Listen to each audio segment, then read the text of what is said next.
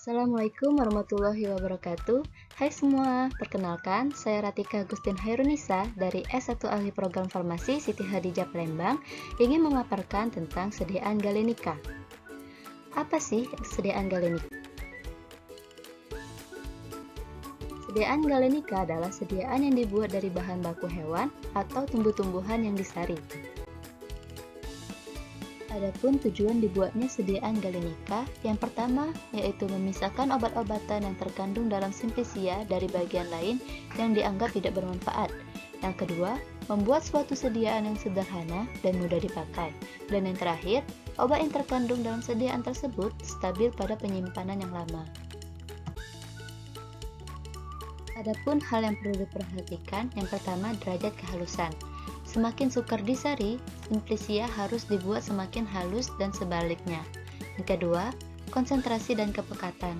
Beberapa obat yang terkandung dalam sediaan tersebut harus jelas konsentrasinya agar tidak menimbulkan kesulitan dalam pembuatan. Yang ketiga, suhu dan lama waktu. Suhu dan lamanya waktu penyarian harus disesuaikan dengan sifat obat. Mudah menguap atau tidak, mudah tersari atau tidak. Dan yang terakhir, bahan dan cara penyarian. Cara ini harus disesuaikan dengan sifat kelarutan obat dan daya serap bahan penyari ke dalam simplicia. Adapun bentuk-bentuk sediaan galenika, yaitu pada hasil penarikan ada ekstrakta, tinctura, dekokta, dan infusa. Pada hasil penyulingan ada aqua aromatica, olea volatilia, dan olea pinguia. Dan terakhir ada sirup. Penarikan atau extraction yaitu suatu cara untuk menarik satu atau lebih zat dari bahan asal. Umumnya, zat berkhasiat tersebut dapat ditarik, namun khasiatnya tidak berubah.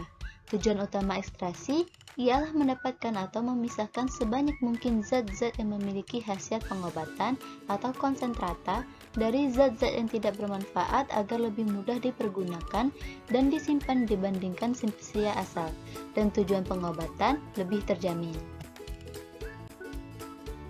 Apa saja sih macam-macam cairan penarik? Yang pertama yaitu ada air, etanol, gliserinum, ether, sulfenheksen, aseton, dan kloroform. Metode ekstraksi yaitu ada maserasi, perkolasi, remaserasi, dan digerasi. Maserasi atau maserel yang artinya adalah merendam. Bahan yang sudah halus direndam dalam menstruum sampai jaringan sel menjadi lunak sehingga zat yang mudah larut akan larut. Biasanya pada suhu 15-25 derajat Celcius selama 3 hari. Umumnya, cara ini tidak dipergunakan pada pembuatan sediaan galenik yang pekat seperti ekstrak. Perkolasi, proses di mana bahan yang sudah halus diekstraksi dengan pelarut yang cocok dengan cara melewatkan pelarut dalam satu kolom. Pada proses penarikan ini, cairan penyari akan turun perlahan dari atas melalui simplicia, berlainan dengan maserasi yang cairannya tidak mengalir. Digesti yaitu suatu cara penarikan yang suhunya sedikit lebih tinggi daripada maserasi. Pada pH Belanda 6, menetapkan suhunya adalah 35-45 derajat Celcius, sedangkan pada USP suhunya 40-60 derajat Celcius. Selanjutnya ada ekstrak. Ekstrak adalah sediaan yang berbentuk kering, kental, dan cair. Dibuat dengan menyari simplicia nabati atau hewani menurut cara yang sesuai, yaitu dengan maserasi, perkolasi, atau penyeduhan dengan air mendidih.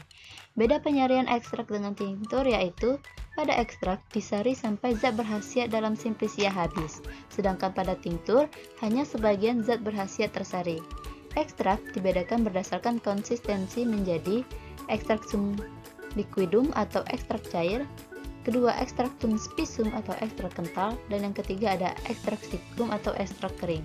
Contoh-contoh ekstrak yaitu ada ekstrak hyoscyamine, ekstrak belladon, ekstrak timi, ekstrak strychnine, dan ekstrak kola. Tinctur adalah sediaan cair yang dibuat dengan menyari zat berkhasiat dari simplicia nabati atau hewani dengan alkohol atau campuran alkohol dengan air.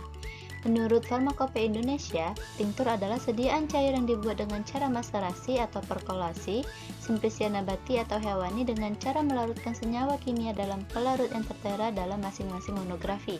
Kecuali dinyatakan lain, tinktur mengandung zat berkhasiat 10% untuk zat berkhasiat keras dan 20% bahan baku untuk tinktur lain. Berikut adalah contoh tinktur pada maserasi dan perkolasi. Pada maserasi terdapat ada opit tinctura, opit tinctur aromatica atau bisa disebut kulit kayu manis, cengkeh, opium. Yang selanjutnya ada valeriane tinctura, auranti tinctura, dan myrrhe tinctura. Pada perkolasi, contohnya ada belladonna tinctura, cinnamomum tinctura, digitalis tinctura, lobelia tinctura, stamoni tinctura, capsicum tinctura, dan strychnia tinctura. Next ada infusa dan dekok. Adalah sediaan cair yang dibuat dengan menyari simplisia nabati dengan air pada suhu 90 derajat Celcius selama 30 menit untuk dekok dan 15 menit untuk infus. Kecuali dinyatakan lain, dan infus yang mengandung bukan zat berkhasiat keras dibuat menggunakan 10% simplisia. Adapun hal yang harus diperhatikan dalam pembuatan infus dan dekok. Yang pertama ada banyaknya zat atau bahan aktif, derajat halus simplisia atau bahan aktif, banyak air, suhu pemanasan, penyaringan atau serkai. Dekok infus diserkai panas-panas. Aqua aromatik atau air aromatik adalah larutan jenuh minyak atsiri dalam air, merupakan cairan jernih atau agak keruh, mempunyai rasa dan bau yang tidak menyimpang dari bau dan rasa minyak atsiri asal. Air aromatik disimpan dalam wadah tertutup rapat, terlindung dari cahaya, dan di tempat yang sejuk. Air aromatik yang tertera dalam Farmakope Indonesia edisi 2 ada 3, yaitu yang pertama ada aqua phoeniculi adalah larutan jenuh minyak adas dalam air, yang kedua ada aqua menta piperitae adalah larutan jenuh minyak permen dalam air, dan yang terakhir ada aqua rosae adalah larutan jenuh minyak dalam air. Olea volatilia disebut juga minyak atsiri, yaitu campuran bahan-bahan berbau keras dan menguap yang diperoleh baik dengan cara penyulingan atau perasan simplisia segar maupun sintesis. Diperoleh dari tumbuh-tumbuhan seperti daun, bunga, buah, atau dibuat secara sintesis.